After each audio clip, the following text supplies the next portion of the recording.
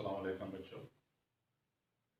हमने इससे पहले इलेक्ट्रिक फील्ड इंटेंसिटी वाला टॉपिक पढ़ा और आज उससे आगे वाला टॉपिक है इलेक्ट्रिक फ्लक्स। जैसा कि हमें मालूम है कि एक इलेक्ट्रिक चार्ज जो है उसके गिर्द इलेक्ट्रिक फील्ड होती है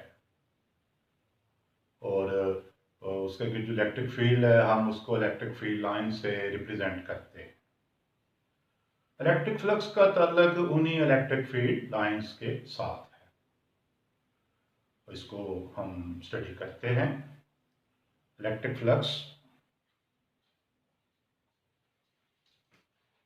the number of electric lines of force passing through a certain element of area is known as electric flux through that area.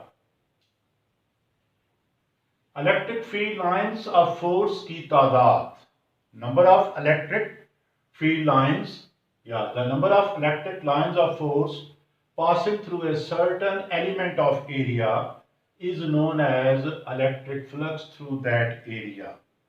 Certain element of area में से इलेक्ट्रिक फील्ड लाइंस की जो तादाद पास होती है वो electric flux through that area कहलाती है।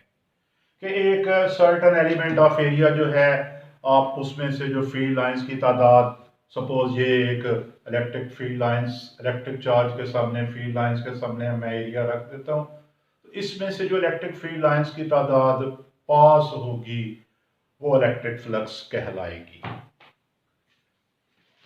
It is denoted by Greek letter phi, इसको ग्रीक लेटर फाई से हम रिप्रेजेंट करते हैं, तो it is denoted by Greek letter phi.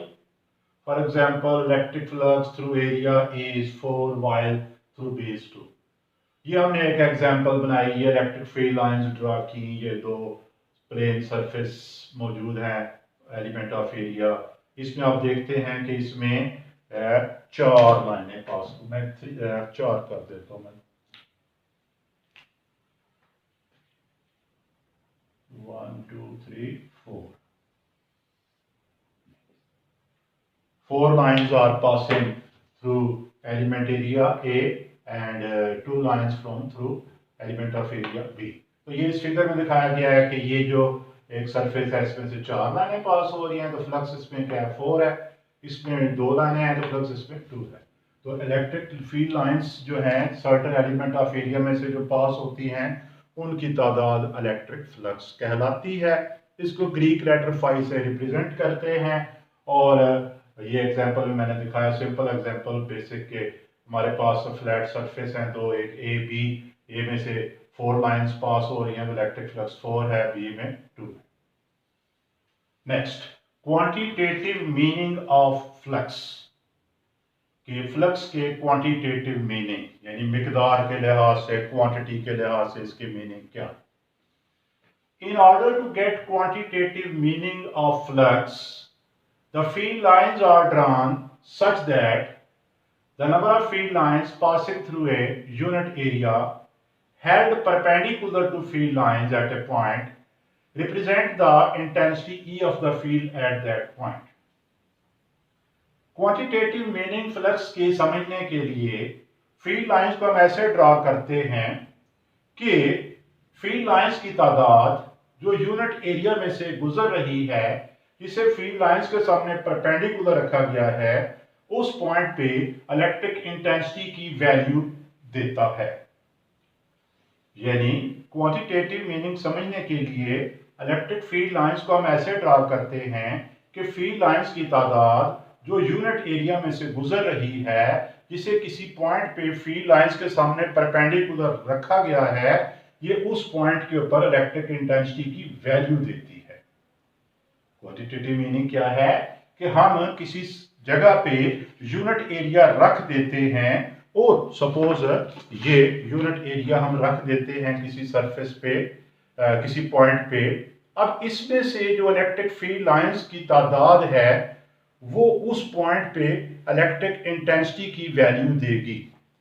यानी क्वांटिटेटिव मीनिंग क्या है कि फील्ड लाइंस को हम परपेंडिकुलरली इस तरह ड्रा करते हैं, तो फील्ड लाइंस को ऐसे ड्रा करते हैं कि फील्ड लाइंस की तादाद जो यूनिट एरिया में से गुजर रही है, जिसे फील्ड लाइंस के सामने परपेंडिकुलर रखा गया, यानी फील्ड लाइंस के सामने परपेंडिकुलर मौजूद है, तो वो इलेक्ट्रिक इंटेंसिटी की वैल्यू है एट दैट पॉइंट।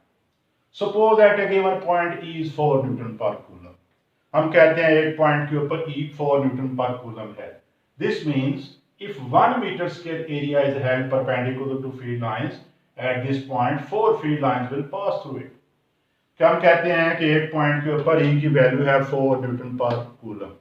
इसका मतलब है अगर वहां हम यूनिट एरिया रखते हैं 1 metre square unit area 1 metre square area रखते हैं तो उसमें से 4 field lines गुजरेंगी।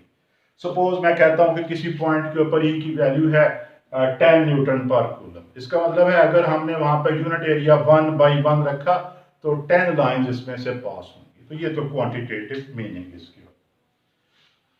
Mathematical definition for uniform electric field and plane flat surface, the electric flux is defined as the scalar product of electric intensity E and plane surface vector area A. For uniform electric field and plane flat surface, the electric flux is defined as the scalar product of electric intensity E and plane surface vector area A. यानी अगर electric field uniform है और जो हमारी surface है वो plane है, flat है, प्लेन सरफेस, जैसा कि ये plane surface, electric field uniform है, सरफेस प्लेन है, तो इलेक्ट्रिक फ्लक्स को हम डिफाइन करेंगे scalar product of electric intensity E and plane surface vector area A। कि इलेक्ट्रिक फ्लक्स जो है ये स्केलर प्रोडक्ट है इलेक्ट्रिक इंटेंसिटी E का और plane surface vector area A का। इसको मैं अभी लिखता हूं।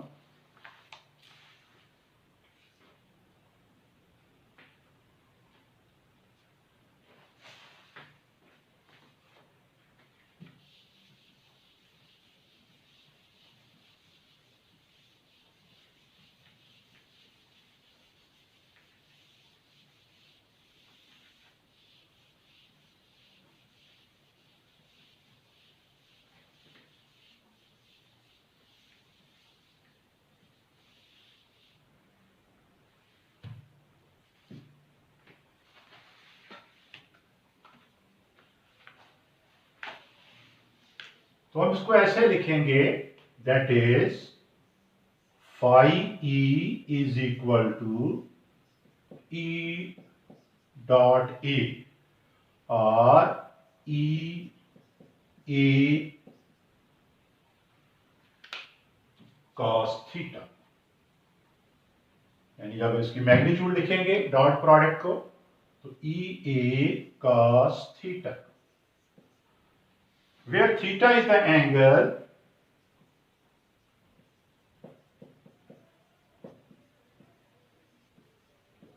between E and area vector E। अब ये प्लेन सरफेस एरिया या सरफेस वेक्टर एरिया ए ये क्या है कि ये इस तरह एक प्लेन सरफेस यानी वेक्टर एरिया से मुराद ये है कि मैग्नीट्यूड तो इसका एरिया है और डायरेक्शन इसके परपेंडिकुलर है। कि एक सरफेस की का जो एरिया है, एरिया वेक्टर क्या है कि उसकी मैग्नीट्यूड तो सरफेस का एरिया है, डायरेक्शन इसके हमेशा परपेंडिकुलर है। जैसा ये कि हम हमेशा इसके परपेंडिकुलर डायरेक्शन रहेगी, इसको ऐसे जिस तरफ भी ले जाएं एरिया वेक्टर की डायरेक्शन उसके परपेंडिकुलर होनी है। SI unit of electric flux is newton metre square per coulomb. ये इसकी SI यूनिट। अब हम इसके स्पेशल केसेस देखते हैं। Special cases of electric flux.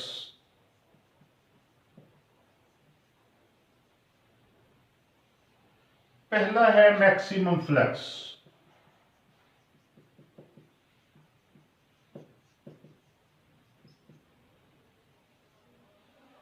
when area is held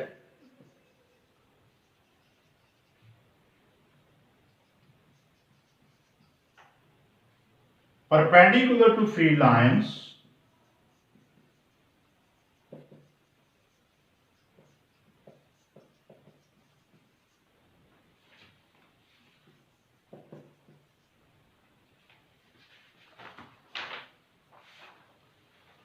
then EA perpendicular lines will pass through it. So flux in this case will be phi E is equal to EA perpendicular maximum.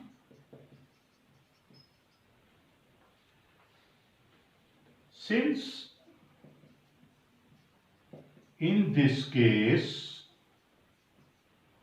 theta is 0 degree, so phi E EA cos 0 EA maximum flux.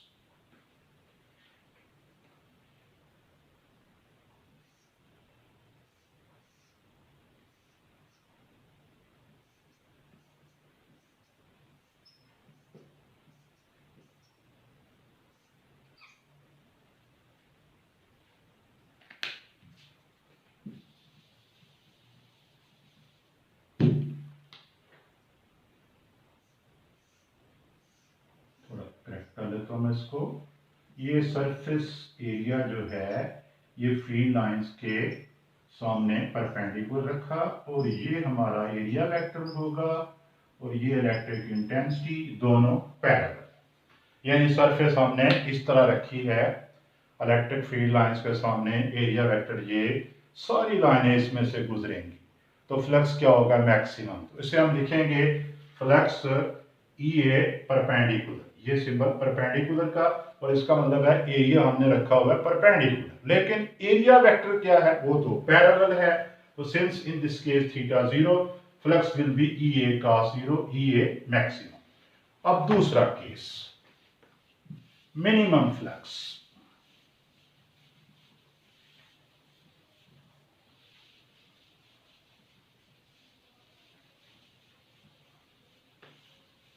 Zero flux, minimum flux.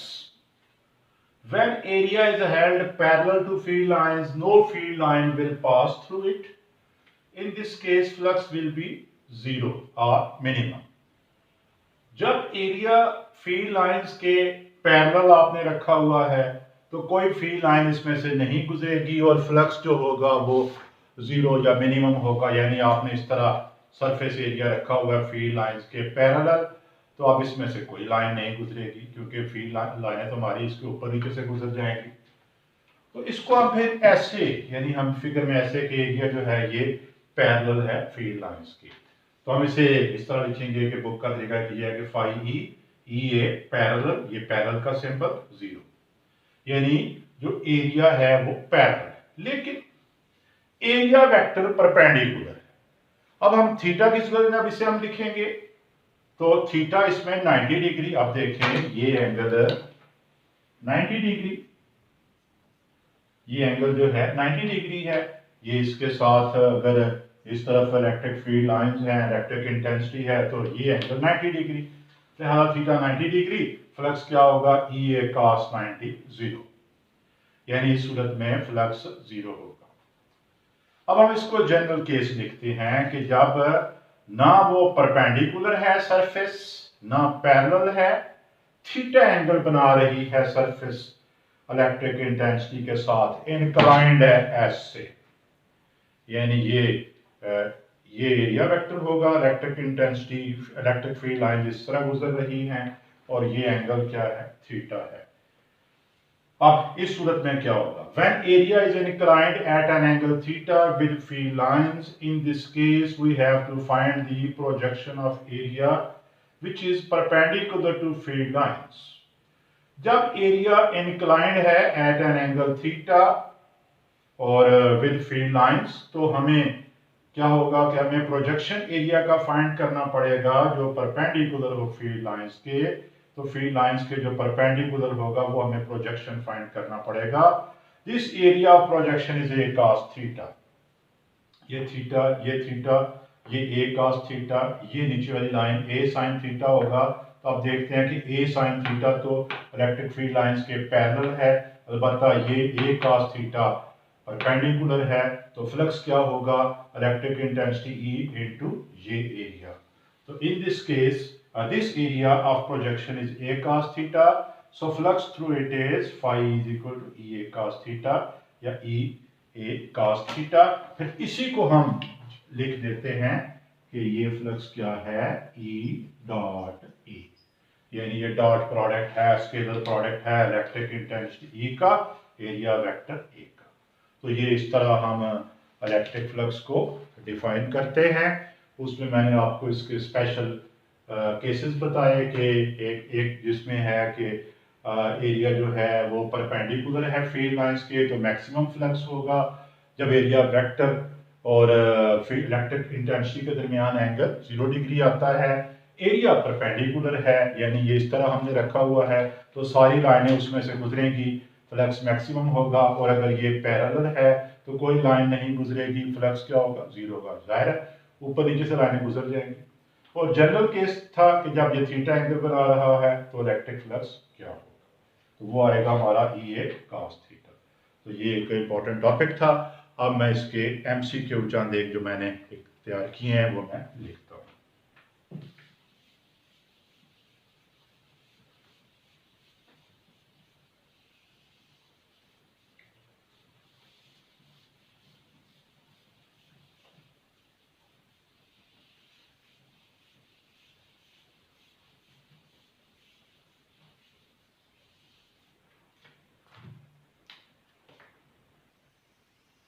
MCQ पहला simple इसी से, electric flux is expressed as, electric flux is expressed as, number A, phi E is equal to E cross A P, phi E is equal to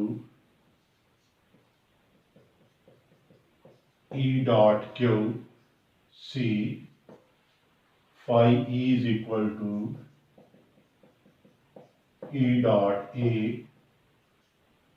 D, phi is equal to E dot D। Number 2, अभी इसको हम solve करते हैं। Electric flux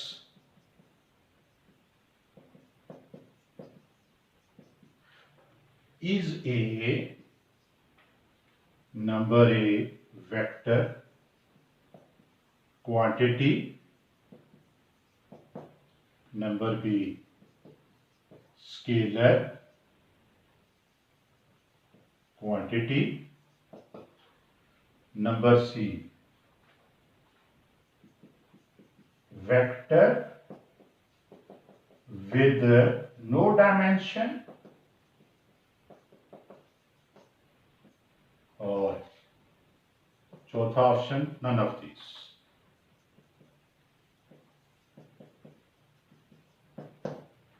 Third, SI unit of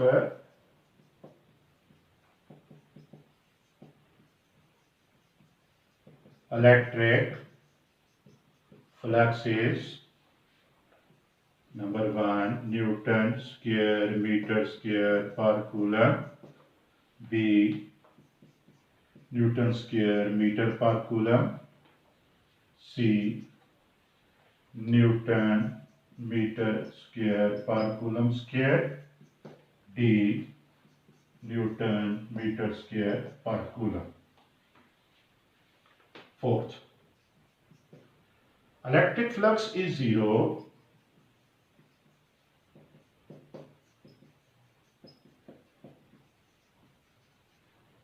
when area is held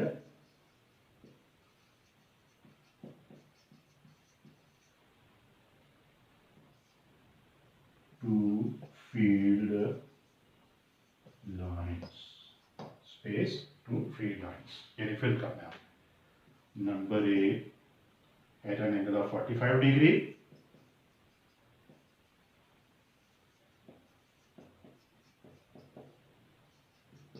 B parallel. C perpendicular.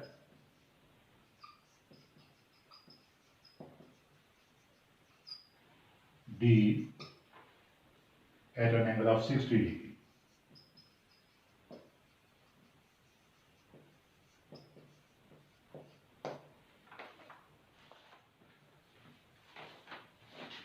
Electric flux is expressed as चार option E cross A, E dot Q, E dot A, E dot D.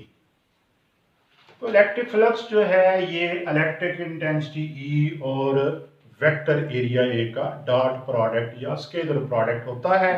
लिहाजा हमारा जो option होगा वो E dot A होगा. Next है electric flux is a vector quantity, scalar quantity, vector with no dimensions, none of these.